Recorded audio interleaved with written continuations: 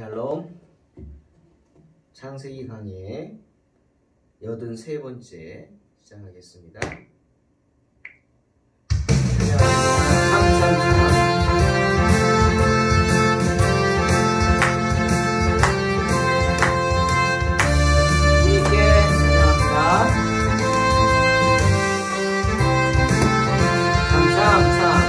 참참참 기름신 예수의 사랑 안에서 주님의 십자가 따라 생명을 바치겠느냐. 오늘의 불길 오른다 다같이 일어나거라. 영광의 주님의 나라 다같이 참회하리라. 성령의 물길 성령 뿌리여, 헤이 성령의 물길 성령 뿌리여. 온천하 세계 만방에 퍼치자 성령의 물길. 성령의 물길 성령 뿌리여, 성령의 물길 성령 뿌리여. 온천하 세계 만방에 퍼치자 성령의 물길.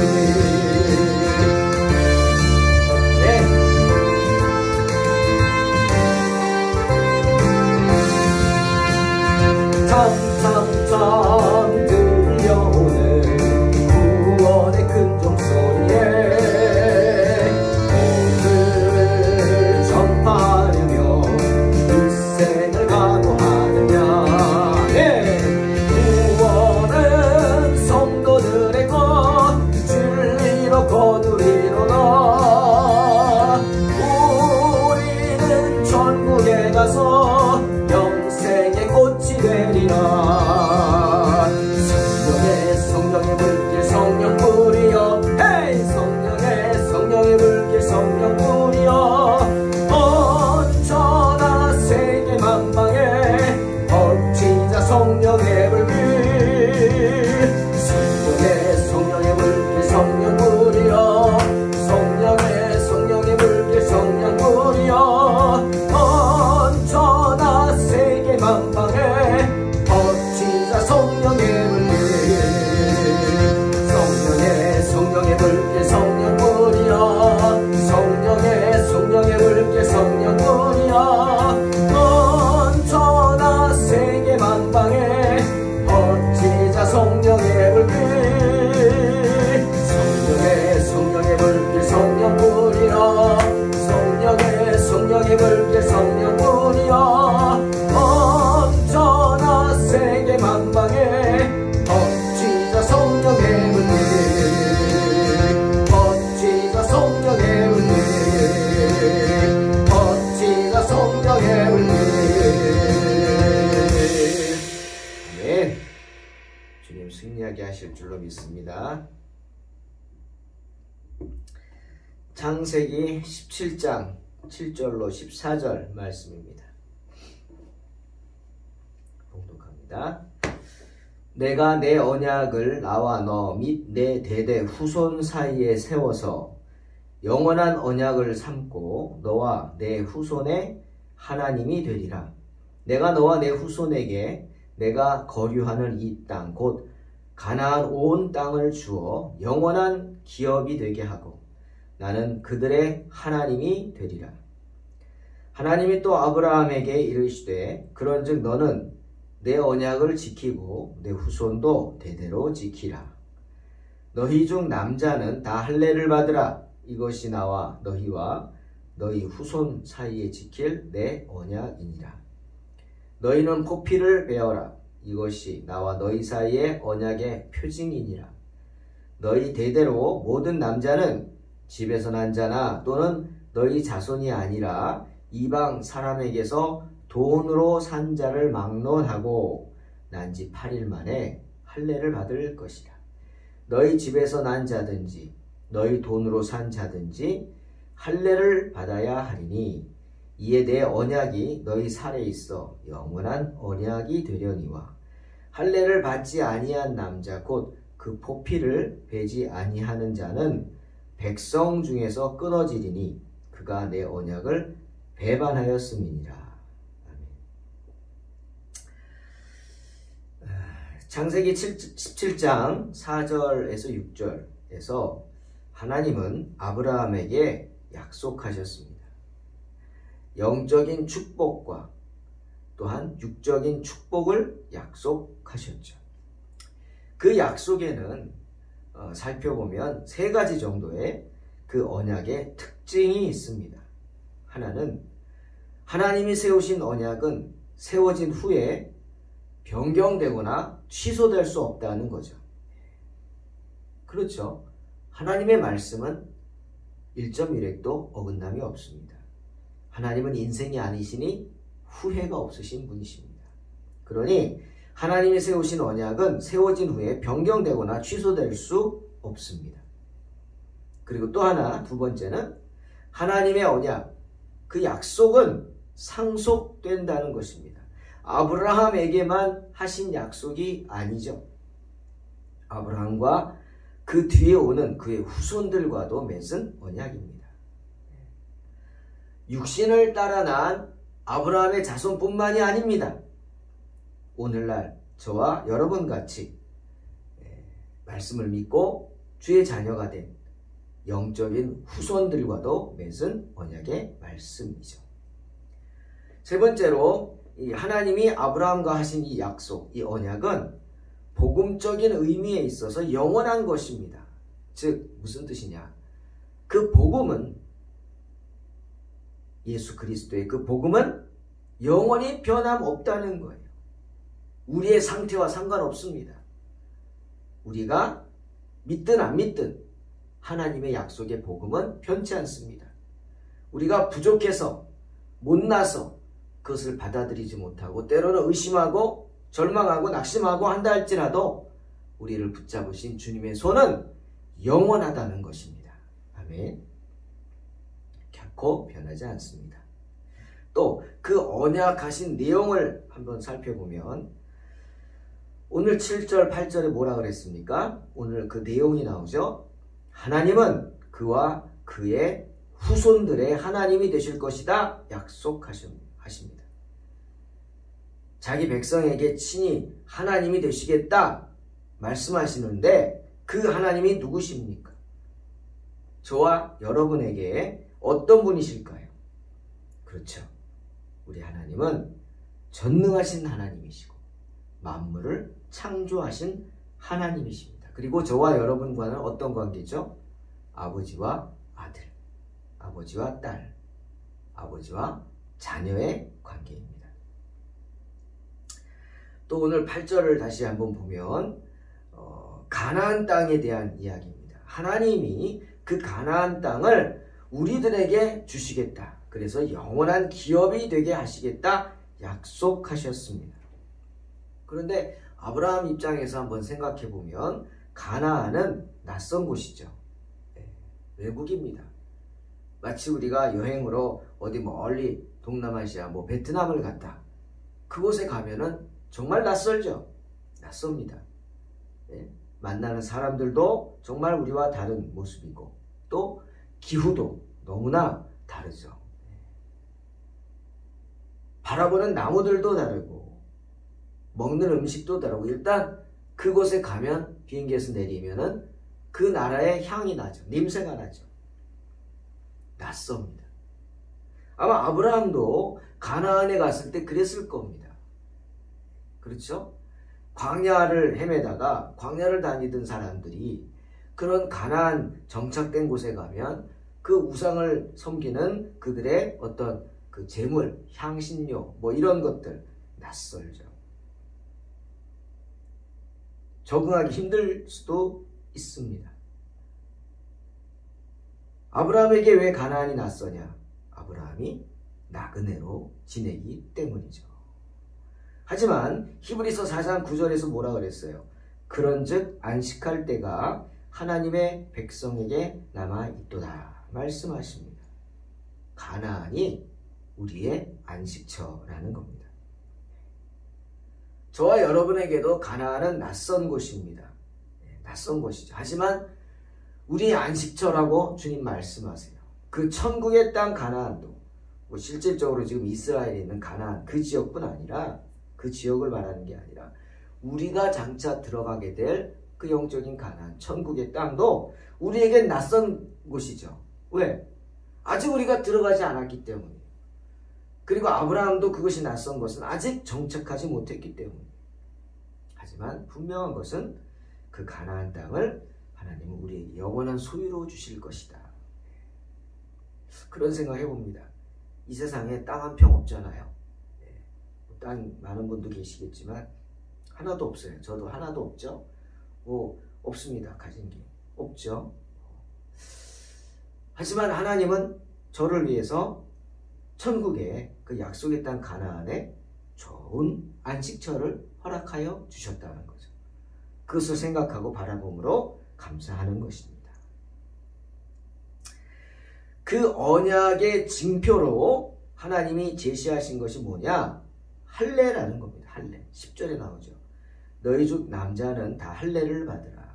이것이 나와 너희와 너희 후손 사이에 지킬 내 언약이니라 말씀하십니다.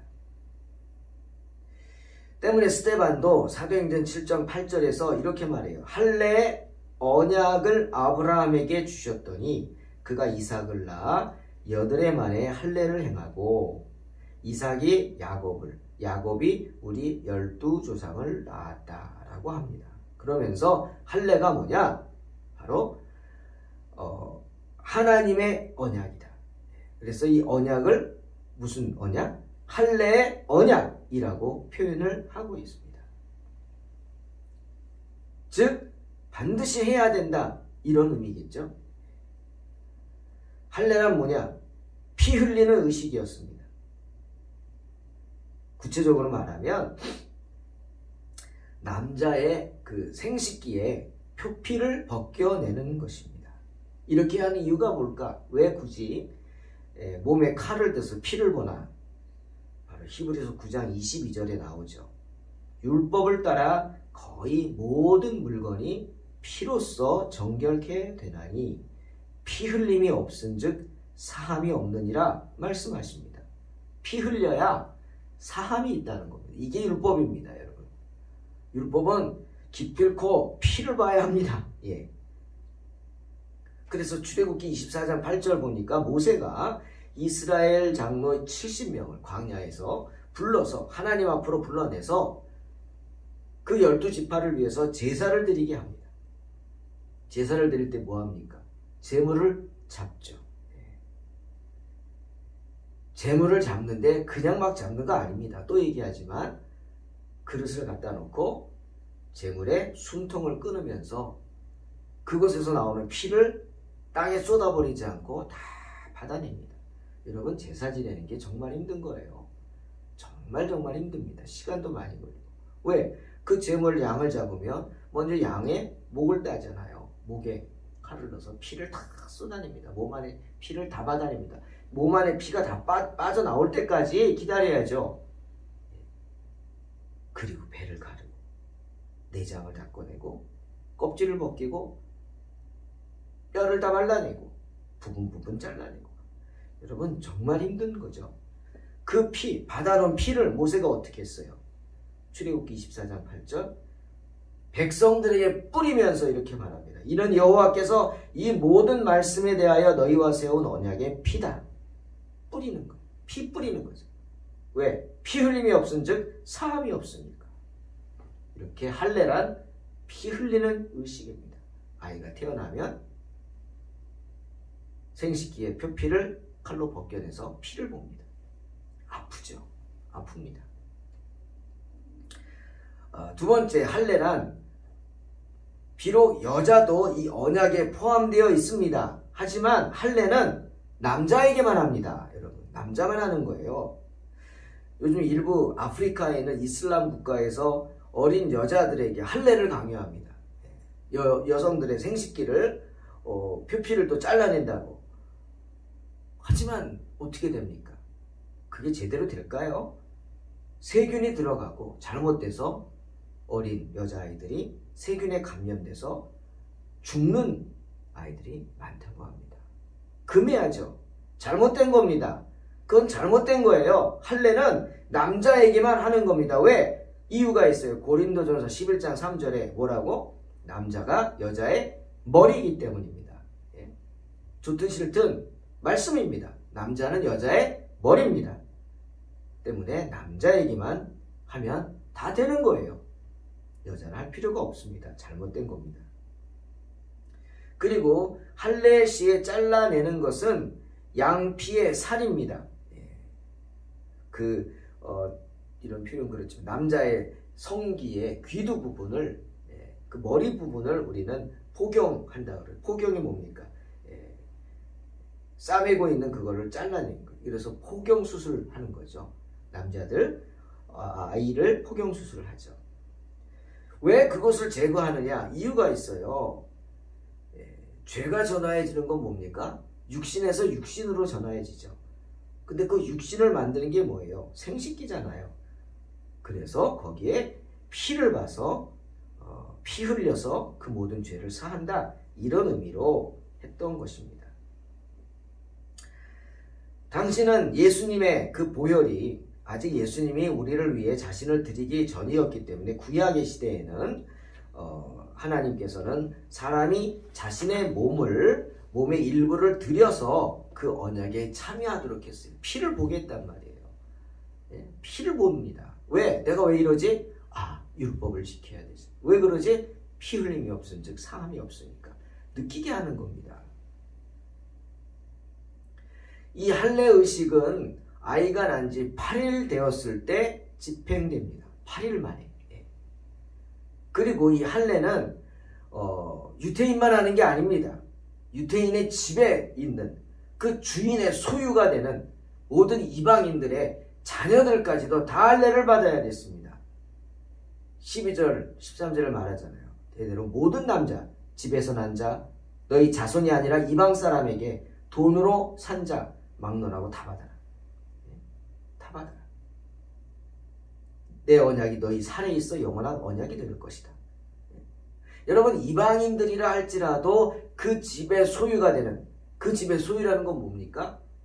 가족이 되는 거죠, 이제. 왜 해야 되느냐? 이게 은혜입니다. 갈라디아 3장 14절.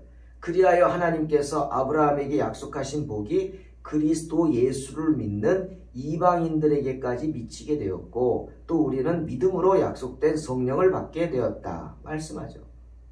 때가 차면 이방인들 또한 믿음으로 아브라함의 후손이 될 것이다 하는 언약의 징표로 유대인들의 집에 있는 이방 가족들은 다 할례를 받아야 했습니다. 은혜죠. 또 중요한 거 한 가지 할례에 대해서 할례를 멸시하는 것은 언약을 멸시하는 것입니다. 이 내용을 우리가 출애굽기 4장에서 한 이야기를 통해 알 수 있어요. 24절, 25절. 모세가 이제 하나님의 말씀을 전하기 위해서 출애굽시키기 위해서 이스라엘 백성을 애굽으로 떠납니다. 가는 길에 한 곳에 머물러 이제 밤에 잠을 자려고 있는데 여호와께서 갑자기 나타나셔서 갑자기 모세를 죽이려고 하셨습니다. 뭘까요? 이유가 뭐죠? 바로 모세가 자기 아들에게 할례를 행하지 않았기 때문입니다. 아니, 이해가 안 가죠? 모세가 어떤 사람입니까? 모세가 어떤 사람이에요? 말씀에 순종하는 하나님의 종인데 아니 그 중요한 할례를 왜 안 했을까? 글쎄요. 한번 두 가지 정도를 생각해 봤습니다. 하나는 많은 주석가들이 얘기하는 거지만 모세가 태만했기 때문이다. 태만했다. 혹시 쉽게 생각했다는 거죠. 여러분, 태만이 뭡니까? 중요하게 생각하지 않는 거예요. 태만하게. 마치 두 아들 중에 아버지가 큰아들한테 심부름을 시켰어요. 뭐 좀 해라. 그러니까 네 아버지 할게요. 그리고 했어요 안 했어요? 안 했어요. 이게 태만입니다. 왜? 중요하게 생각하지 않은 거예요. 근데 또 하나들은 하라고 그러니까 안 해요. 내가 왜 해요? 하다가 돌아서서 잘못을 깨닫고 그 일을 하지 않습니까? 깨닫고. 여러분, 태만은 무서운 겁니다. 하나님은요, 당신의 백성들의 죄를 보시면 진노하십니다. 진노하세요. 비록 용서를 하신다 할지라도 진노하십니다. 특히 하나님의 자녀들이 자기들이 해야 할 그 의무를 소홀히 할 때 책망하십니다. 요즘 코로나 때문에 여러분 교회 못 오시는 분들 마음 찜찜하시죠? 그건 어떻게 해결할 수 없습니다. 여러분이 하나님과의 관계에서 해결하시기 바랍니다. 주님은 주의를 지키지 않는 자들을 굉장히 책망하십니다. 지금 코로나 때문에 방송으로 예배드리고 그래서 마음 찜찜하신 분들은 그 찜찜하심을 하나님과 해결하셔야 돼요. 그럼에도 불구하고 내가 주의 전에서 예배를 드리겠다. 아니면 코로나 때문에 난 그냥 방송으로만 하겠다. 여러분이 결정합니다. 하나님은 하지만 분명한 것은 성도들이 자신들의 행해야 할 의무를 소홀히 한다. 책망하십니다. 절대로 기뻐하지 않고요. 비록 회개했을 때 용서한다 할지라도 책망하십니다. 나는 하나님의 진노를 맛보아야 되는 거죠. 그럴 때 어떻게 해요? 양심의 소리를 듣게 하십니다. 하나님 우리에게 주신 선물 양심. 그 양심의 소리를 듣고 깨닫게 하시거나 혹은 이런 경우는 정말 없어야겠지만 불길한 섭리라고 어떤 신학자는 표현했더라고요. 불길한 섭리 뭡니까? 내 주변에서 자꾸 안 좋은 일들이 터집니다. 여러분 그렇죠? 우리가 자꾸 안 좋은 일들이 터지면 생각하게 되죠. 예? 생각합니다. 왜 그럴까? 고난이 오면 생각하죠. 왜 이러지? 믿음입니다. 어려운 일이 생길 때 한번 생각하고 돌아보는 것. 하나님이 주신 마음이죠.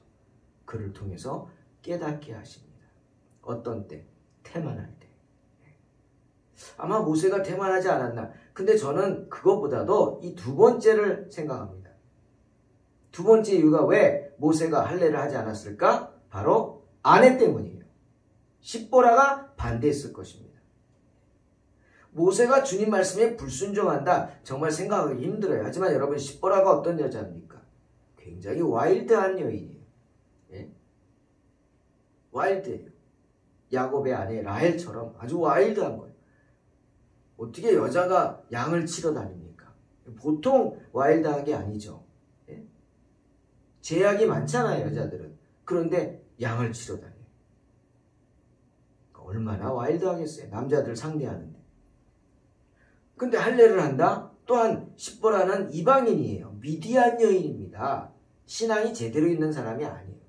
근데 모세가 이 어린 아들을 갖다가 난 지 얼마 되지 않은 애를 칼을 대고 막 생식기를 자르겠다고 그러니까 기겁을 하겠죠. 못하게 하겠죠. 예? 못하게 했을 겁니다. 그러니 40년인가요? 처가살이를 했던 모세가 그걸 어떻게 감당합니까? 예? 죽어 지내던 모세가 감당 못하죠. 아내 감당 못합니다. 그래서 못했을 겁니다. 그러니까 그 다음 보십시오. 여호와가 진노하셔서 모세를 죽이겠다고 오자 그 사실을 보고 십보라가 갑자기 뛰어오지 않습니까? 예?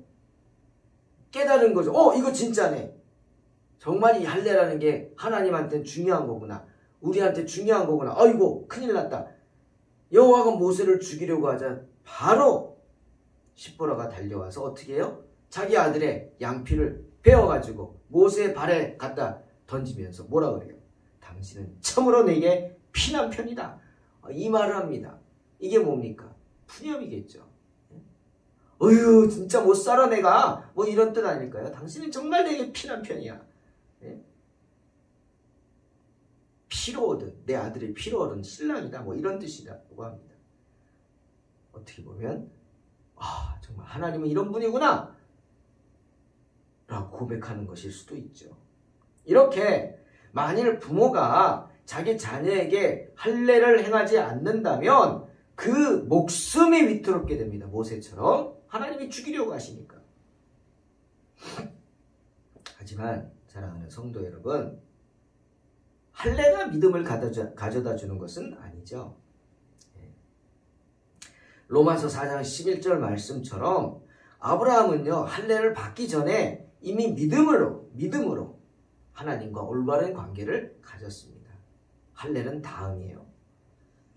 믿음으로 하나님과 만난 아브라함, 할례는 그 다음이었어요. 할례를 받지 않고도 믿음으로 올바로 선 사람이 바로 아브라함이라고 우리는 성도로서 그를 존중하는 거예요. 존경하는 거예요. 믿음의 조상이 되는 거예요. 이제는 할례 폐지돼야 합니다. 왜? 예수님께서 십자가에서 우리를 위해 대속의 피를 흘리셨기 때문이야. 내가 흘릴 피를 예수님이 이미 다 흘리셨어요. 한 방울도 남기지 않고. 네? 옆구리에 남아있던 것까지 로마 군사가 창으로 찔러가지고 다 쏟아 부었잖아요.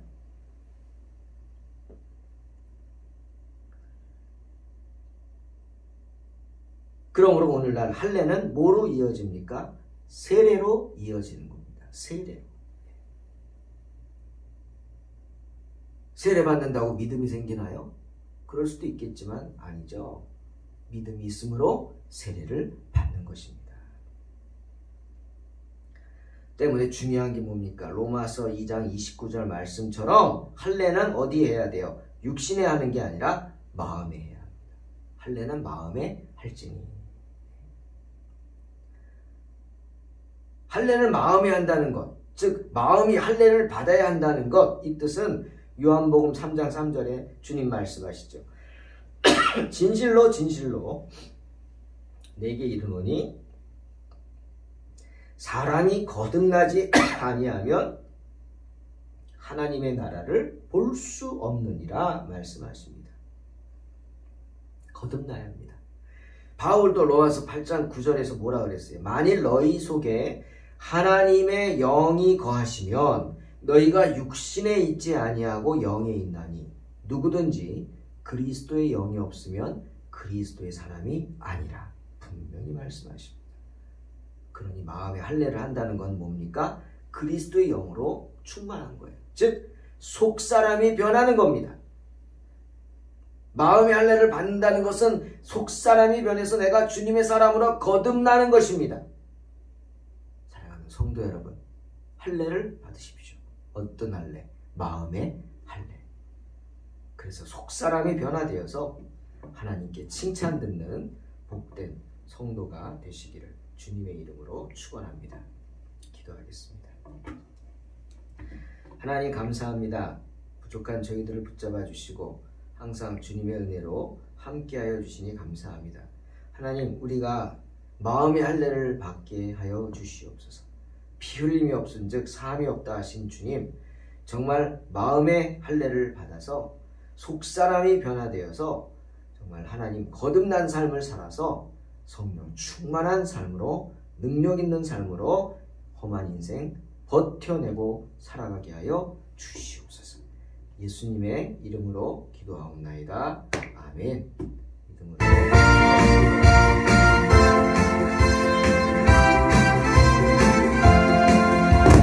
찬찬찬 피 흘리신 예수의 사랑 안에서 주님의 십자가 따라 생명을 바치겠느냐. 복음의 붉게 오른 날 다같이 일어나거라. 영광의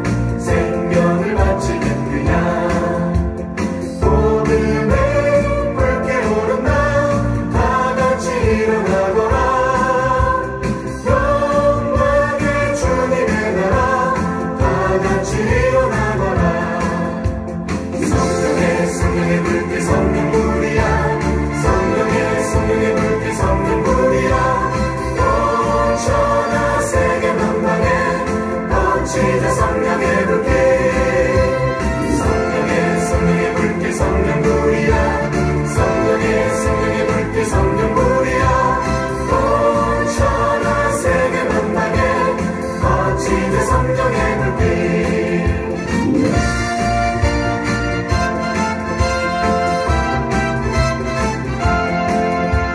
찬찬찬 들려오는 구원의 큰 종소리에 복음을 전파하려면 일생을 각오하느냐 구원은 성도들의 것 진리로 거두리로다 우리는 천국에 가서 영생의 꽃을 들리라 성령의 불빛 성령불이야 성령의 불빛 성령불이야 온 천하 세계 만방에 퍼지자 성령의 불빛 성령의 불빛 성령불이야 성령의 불빛 성령불이야 온 천하 세계 만방에 퍼지자 성령의 불빛